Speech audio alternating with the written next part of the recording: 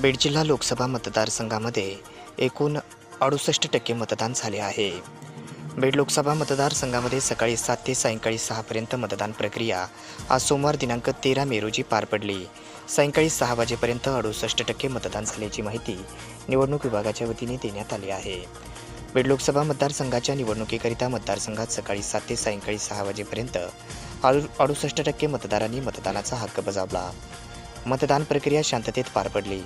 यामध्ये आष्टी 69%, बीड 62%, गेवराई 65%, केज 68%, माजलगाव 68%, परळी 75%, तसेच विधानसभा मतदारसंघात मतदान झाले आहे. मतदानासाठी सकाळपासूनच मतदारांमध्ये उत्साह दिसत होता. बीड लोकसभा मतदारसंघामध्ये 15 आदर्श मतदान केंद्र होते. यामध्ये 288 गेवराई, 239 माजलगाव, 230 बीड, 231 आष्टी, 232 केज व 233 परळी 1 हे होते. दिव्यांग महिला व 9 मतदार तृतीयपंथी सर्वांनी उत्साहपूर्ण मतदान प्रक्रियेत भाग घेऊन मतदानाचा हक्क बजावला. बीड लोकसभा मतदारसंघामध्ये 11 दिव्यांग मतदान केंद्र देखील होते. 55 महिला मतदान केंद्र आहेत. 316 परदानशी केंद्र होते.